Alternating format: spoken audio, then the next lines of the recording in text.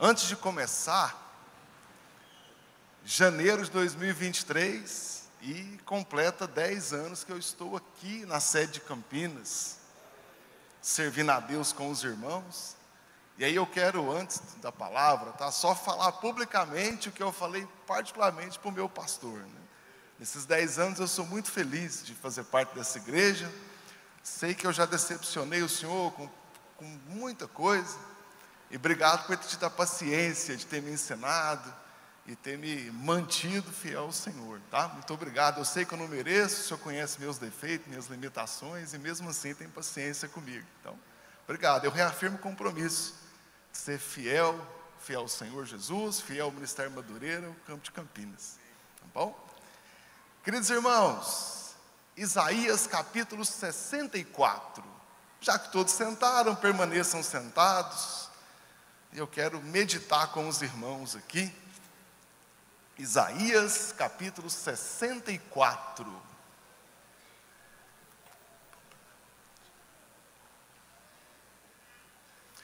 Quero que os irmãos se atentem à leitura. É algo que eu tenho observado, né? Muitas vezes a gente começa a estudar isso aqui, e aí está preocupado se o tradutor traduziu correto, se eu estou usando a Bíblia certa, se eu estou usando ali essa ou aquela constante teológica. Mas não esquece tudo isso. Aprecie a beleza do texto bíblico, né? Isaías 64.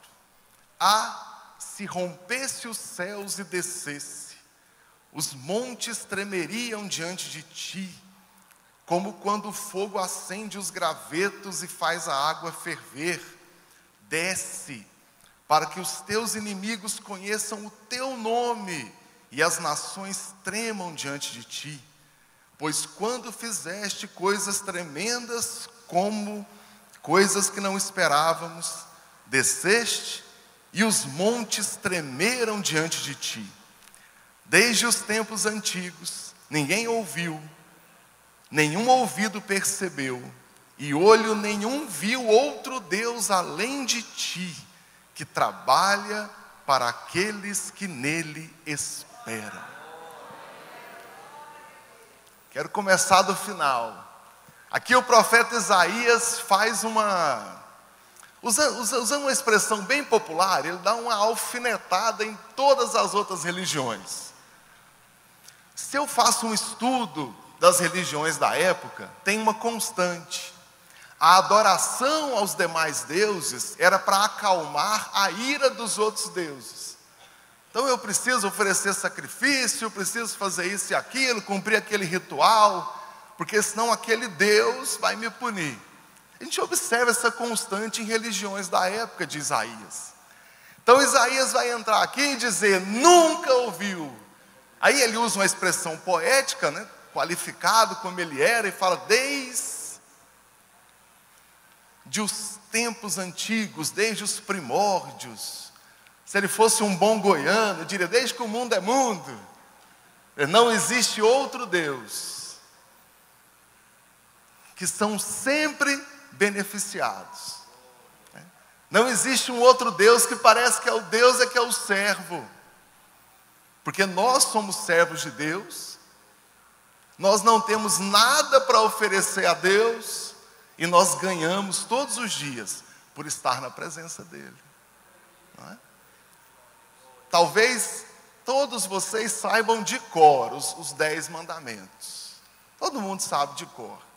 E eu gosto de destacar o versículo que eu gosto de chamar de prólogo, né, de introdução aos 10 mandamentos.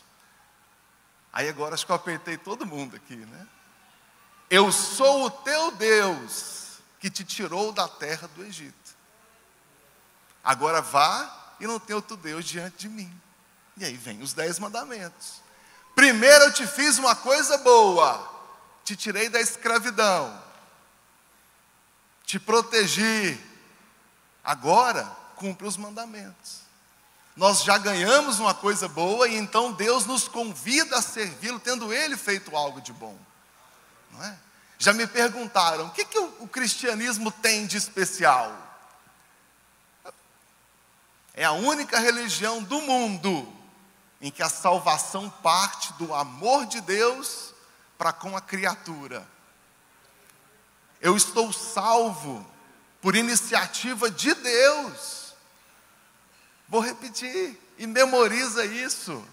É por iniciativa dele que nós somos salvos.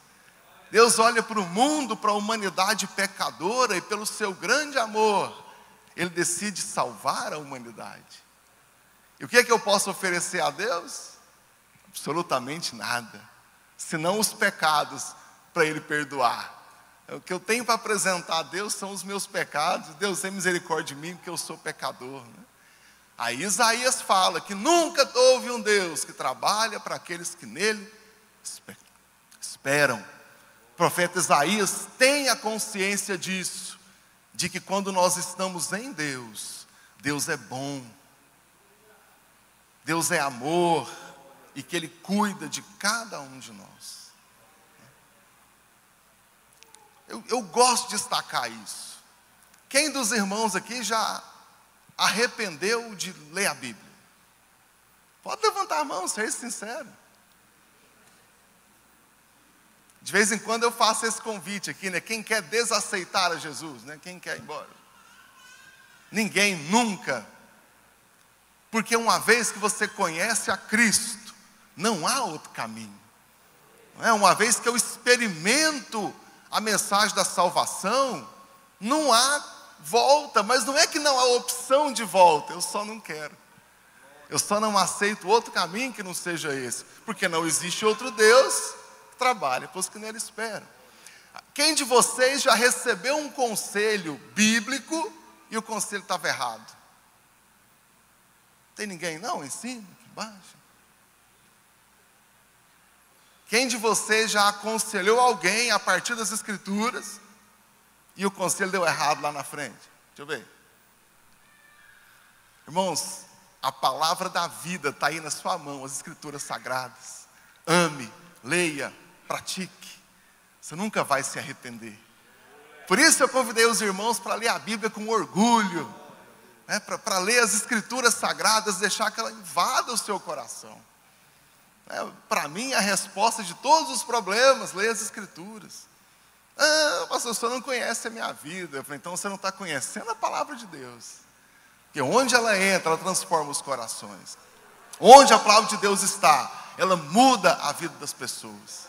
E ela vai mudar de todo mundo que lê as Escrituras. Porque desde os tempos antigos,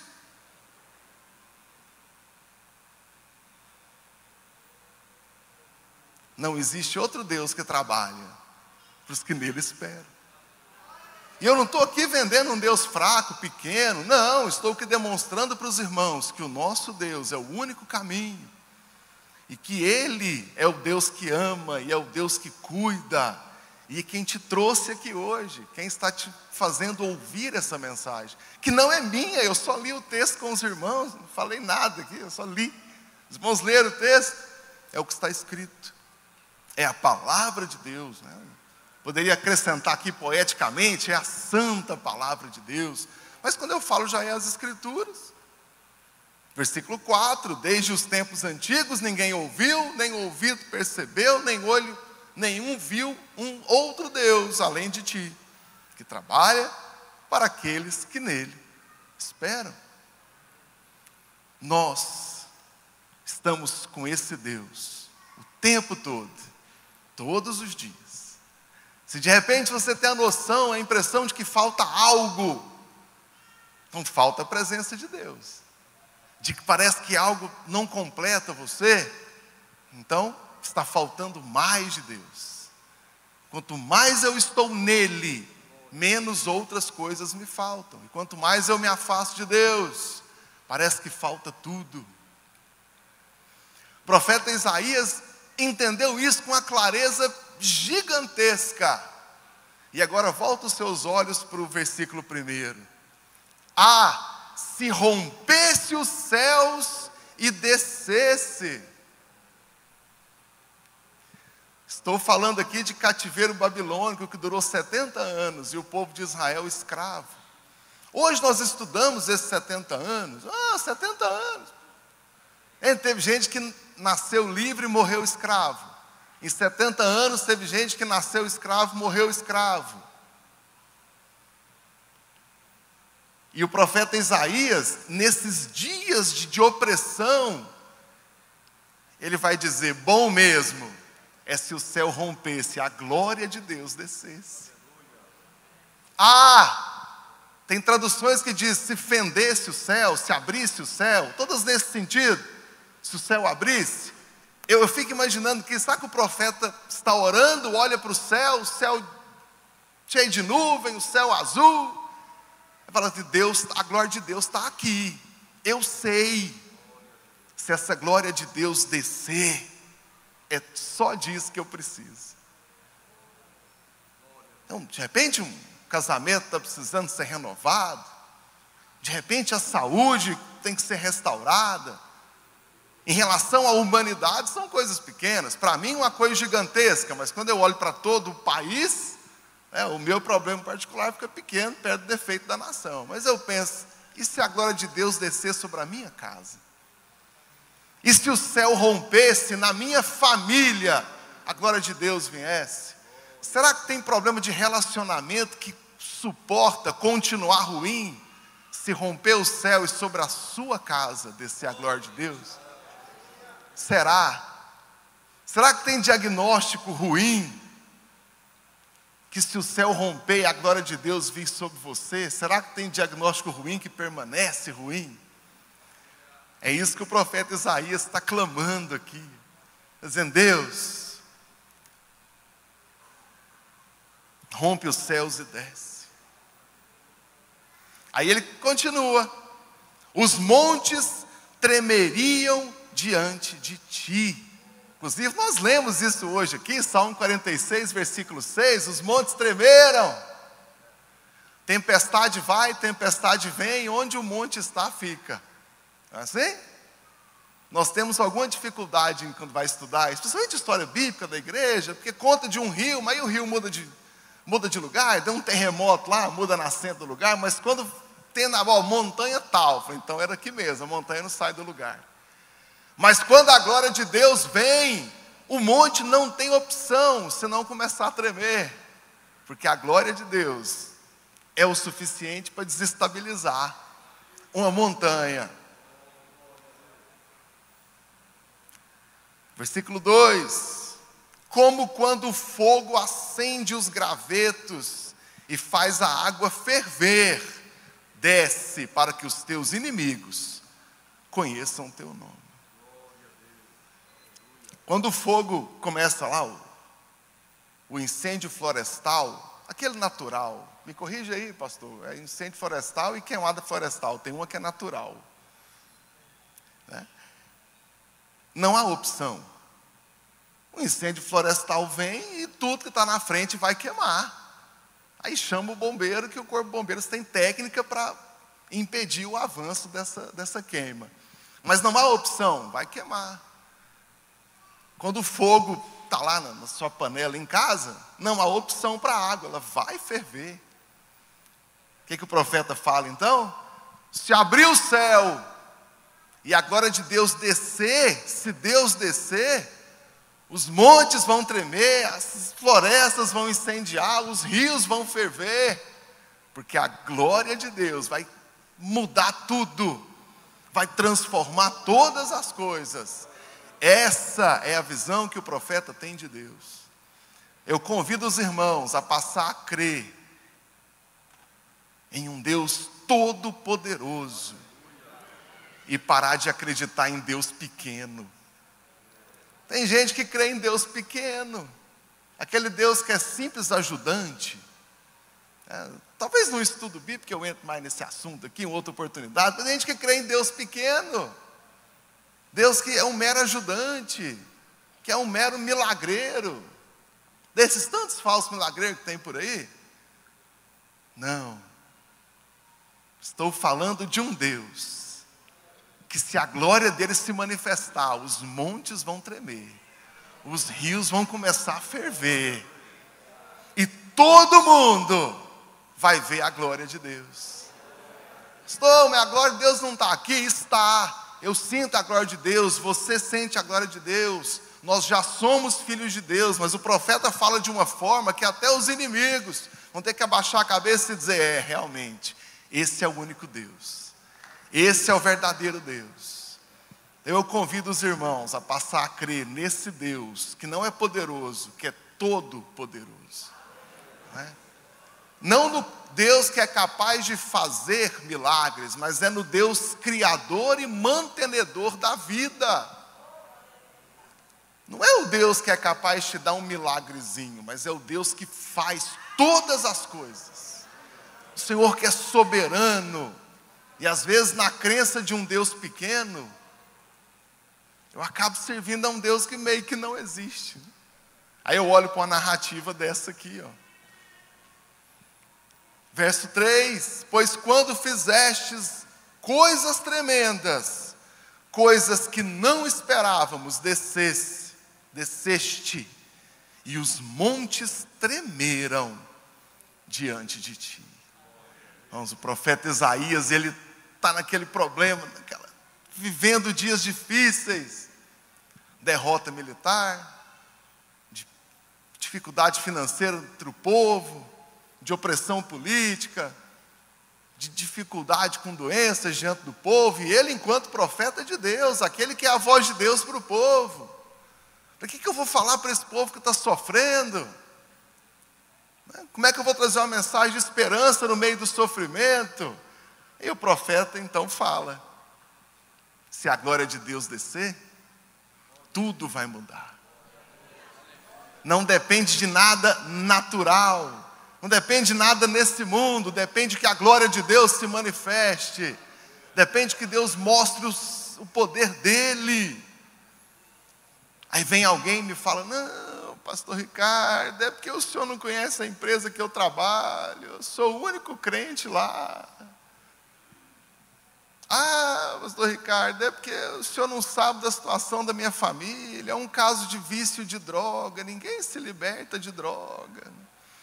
Ah, o senhor não conhece meu filho, foi para a faculdade, chegou lá, conheceu um monte de professor ateu, agora meu filho virou ateu, o senhor não sabe da situação lá, por isso está falando desse jeito. Para de crer num Deus pequeno. Quando você me fala: você não conhece a situação do vício na minha família, você não conhece a situação intelectual do que desviou, você não sabe a profundidade da doença, me perdoa, estou pedindo um perdão preventivo para os irmãos. Já fiz isso aqui uma vez, Eu te peço perdão previamente do que eu vou falar agora. Mas se você fala isso, é porque você crê num Deus que não tem poder em quem é viciado. Você está me dizendo que nesse mundo tem um lugar em que Deus não é capaz de entrar. Se você me fala que lá na empresa que você trabalha está difícil te abençoar, porque só você é crente lá e blá blá blá, você está dizendo que na sua empresa é um lugar que Deus não entra, que Deus não tem poder para entrar. Se você está me dizendo que existe uma área qualquer nesse mundo que está difícil, que meio que não adianta orar mais, está me dizendo que o Deus que é capaz de fazer os montes tremer, a floresta queimar, o rio, mas lá naquele lugar ele não tem poder, então ele não é Deus. Então ele não é o soberano sobre todas as coisas. Então ele não é o Deus que é capaz de transformar qualquer situação. Então ele não é o Deus criador. Se você crê nesse Deus, você tem duas opções. Primeiro, creia no Deus que a Bíblia te apresenta. Ou, volta para sua casa, vai dormir mais cedo, que amanhã tem que trabalhar. Porque para crer em um Deus que não existe, está perdendo seu tempo aqui. Usou sua melhor roupa para quê? Para gastar a roupa? Você está fazendo o quê aqui? Então por isso eu pedi o perdão preventivo para os irmãos, para ninguém ficar magoado comigo. Mas se existe uma área que Deus não é capaz de agir, então esse não é o Deus que eu sirvo. Esse não é o Deus que lá no princípio disse: haja luz, e houve luz. Não é o Deus que disse: haja separação entre água, e houve. Lá em João capítulo 1, quando João apresenta Jesus para a gente, ele vai dizer: porque sem Ele, sem aquele que é a palavra, sem o verbo, nada do que foi feito se fez. Então eu vim aqui lembrar os irmãos de Isaías 64, quando ele fala: esse é o Deus que eu espero resposta. Esse é o Deus que quando age, os montes vão tremer, tudo vai acontecer, e Ele trabalha para aqueles que nele esperam. Você espera no Senhor, você crê no Senhor Jesus? Então você se apresenta com fé diante de Deus, se apresenta diante do Senhor, e diz: eu creio no Senhor, eu creio na sua palavra.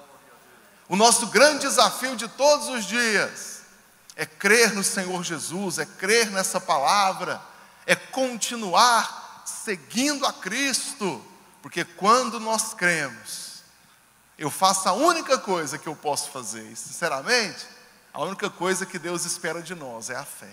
Que você não está aqui por sua vontade, foi Ele que te trouxe. Eu vou continuar falando isso. Tem gente chata aí que fala que não pode falar: eu aceitei Jesus, não pode falar. Pode, eu aceitei Jesus. Mas eu sei que o dia que eu aceitei Jesus, foi Ele que me trouxe. Quando eu disse: eu aceito Jesus, Ele já tinha me aceitado lá na cruz. Quando eu disse: eu amo ao Senhor, Ele já tinha me amado lá na cruz. E por que Deus ama você? Não sei, mas ainda bem que ama. Que eu não mereço, mas Deus é todo amor. Então, se você foi chamado porque Deus te ama, você está com medo de quê? O que falta a nós? Falta se aproximar desse Deus, falta andar na presença dEle, falta caminhar com o Senhor e esperar o dia em que Deus vai derramar esse poder sobre a sua vida, sobre a sua casa. Claro que eu quero para hoje, mas Deus pode olhar e dizer: será amanhã, será semana que vem. Mas espera.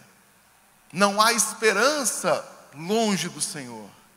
Mas quando eu estou nele, não me falta nada. Ainda que nesse mundo eu queira isso, eu queira aquilo. Nem sempre a gente tem tudo que quer nesse mundo. Mas esse mundo não tem muito o que me dar. Porque tudo que eu quero está com o Senhor. E eu espero que os irmãos entendam isso. Daquilo que vem dos céus, daquilo que vem da palavra de Deus para nós, porque ela pode mudar a minha vida, não é? Amanhã, segunda-feira, aquele problema que você deixou no trabalho está lá te esperando, não é? Tirei uma semana de férias, dia sim, dia não, alguém me ligava: desculpa que você está de férias. Não, vamos resolver logo, que eu prefiro agora, depois que eu voltar. Esse negócio está apodrecendo no seu colo aí. É assim com os demais irmãos ou só comigo? Mesma coisa. Só que eu posso voltar para trabalhar segunda-feira. Vou voltar para aquele lugar. Ou você pode acordar cedo e falar igualzinho Isaías aqui, ó: se rompesse os céus e descesse, se a glória do Senhor fosse para aquele lugar, não é?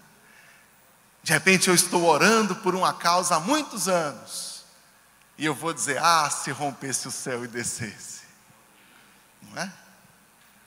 Talvez você me ouve, não tem muita alegria na vida. É sua hora de aceitar Jesus e entender que o seu único lugar é na presença de Deus.